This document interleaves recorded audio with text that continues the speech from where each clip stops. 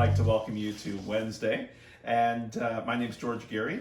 I have been doing these for a little while. You can look back on YouTube and see all of the different shows. And really, a lot of you have been emailing me asking me for the recipes. The recipes are on my website, georgegeary.com, and go under blog, and it's listed, plus the show's listed there too, so you can watch it there.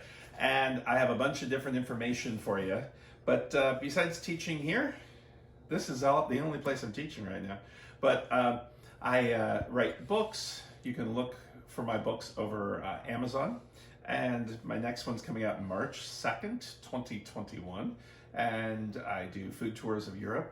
And right now I should be finishing up my European tour, but we're here in Southern California instead. So I hope you had a good holiday week. Yesterday we made pickles.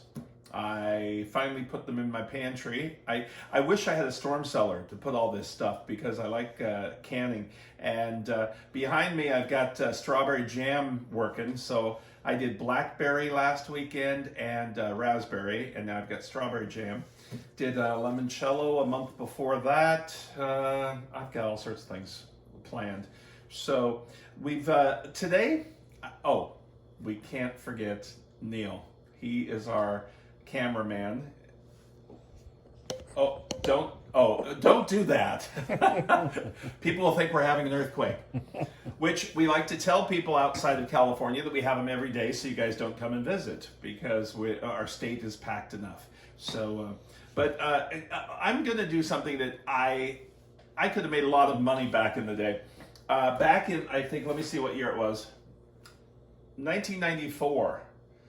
I was doing a food tour out of Garden Grove or Anaheim, and I always have some type of food of some sort. And so I made these little balls of cake and put them on sticks, dipped them in chocolate, and that was everybody's tour. And I said, hey, yeah, they're like cake balls type thing.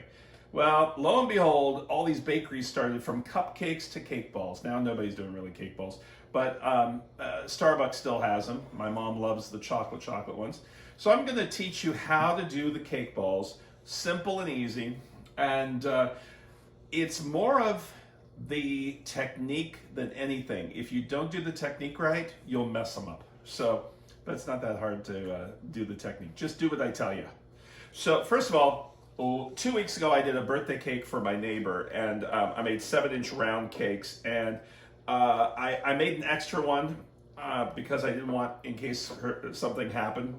So what I did is I put that in the freezer. So any cake recipe, even if you use a mix, if it does, these are 7-inch, so you'll make a 7-3 or a 9-inch 2 layer or a 9x13. Any of those is fine. So you bake that, and you've used it, and this is defrosted already. And then you're going to do, and I have the recipe back on the website. I'm not going to make it in front of you because you've already seen that 2 weeks ago. Then I've got some buttercream, about 2 cups of buttercream icing that I made, and the recipe's on there too.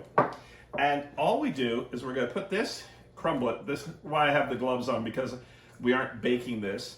And we're going to crumble this up in the mixing bowl a little bit. And then what we'll do is we'll put the icing in, and it will get kind of wet and become kind of a solid mass. So now, if you want, you can use any kind of flavored cake. So if you want to do lemon and make lemon pops, you can. You can use different kinds of icing also. You don't have to stick with this. If you use chocolate cake and you add chocolate icing or vanilla icing, it looks chocolate. It's just a little bit lighter in color. See all the crumbs? So we want to keep the crumbs out. Let's go. I'm going to turn this on just a little bit. And while that's on, it's just making crumbs. This is how we make crumb donuts. If we have a bunch of cake that's day old, we put it in the mixer and we blend it up, and that's what the crumbs on the crumb donut is. People that love crumb donuts do not realize you're eating old cake. And the other thing in a donut store I never order is apple fritters.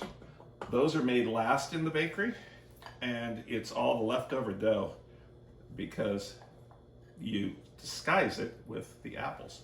So there's our 2 cups of icing, and we'll blend this up on slow until it all blends up. Then I'll put it in the bowl. This won't change color too much. It'll stay with the dark chocolate looking. And still remember that day when I gave everybody one of these and they were eating them. And I gave everybody 2.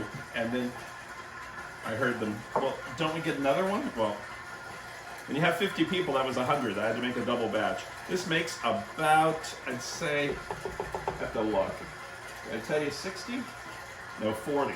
So what I've done is I have all the icing in here, and let's look in there. It's kind of crumbly still, so I'm going to put the mixer on just for a minute with this, just to make sure it comes together. You never know the moisture content of your icing or the cake itself, and I didn't blend it too fast.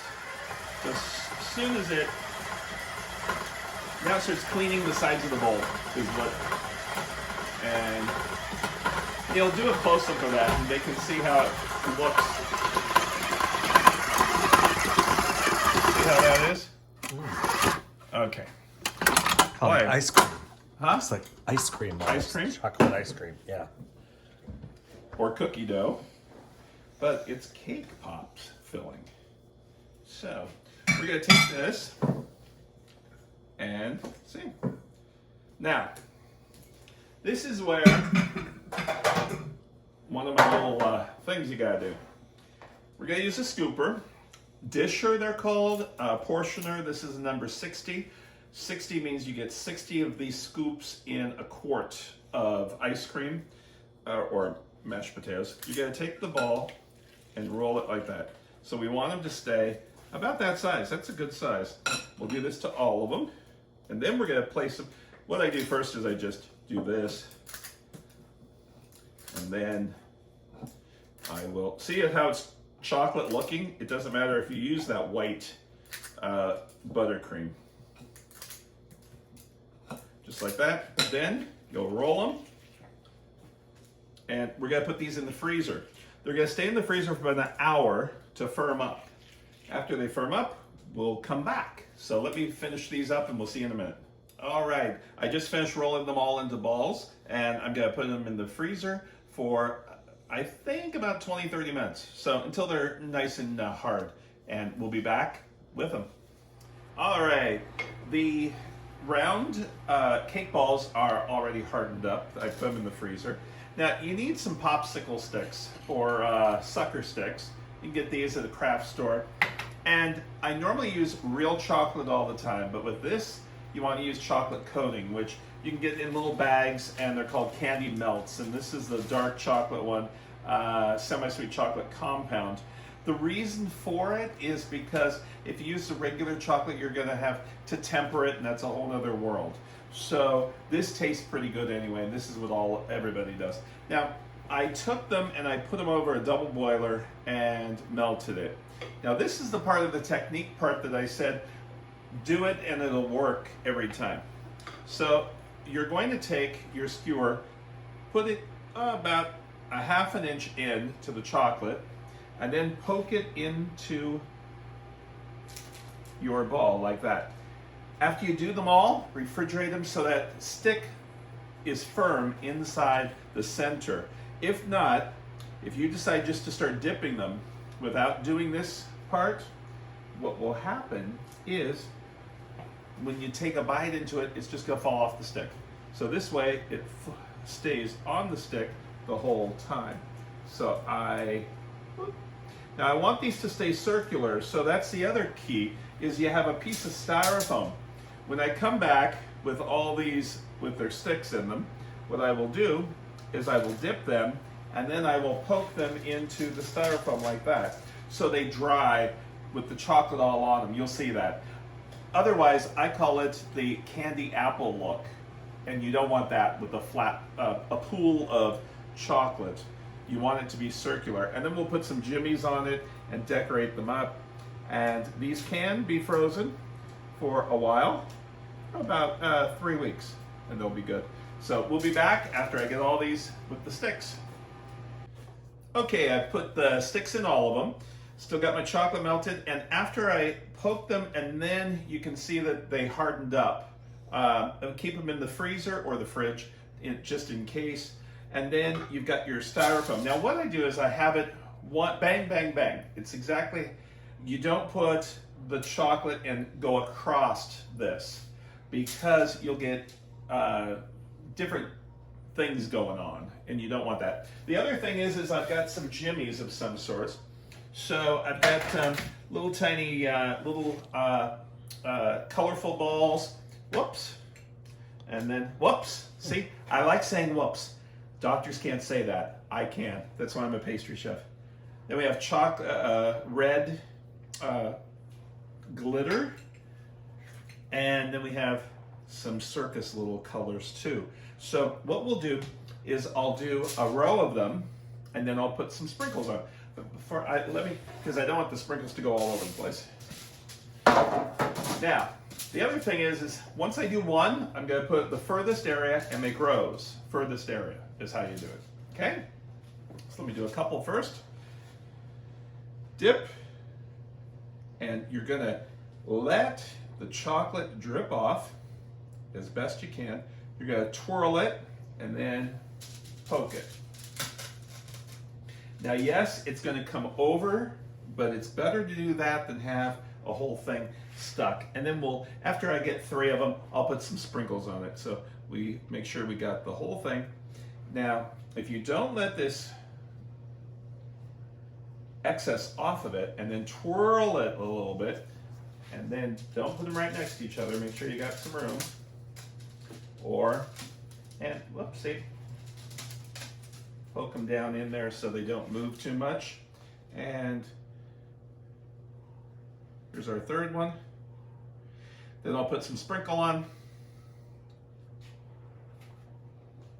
That one I've still got a little drip, but better to have the drip than a big pool of it. So let me put some little colorfuls on it, just a little bit. And you can see online, people do a lot of things. They make little smiley faces and all sorts of things like that. Okay? Let me dip the rest of them.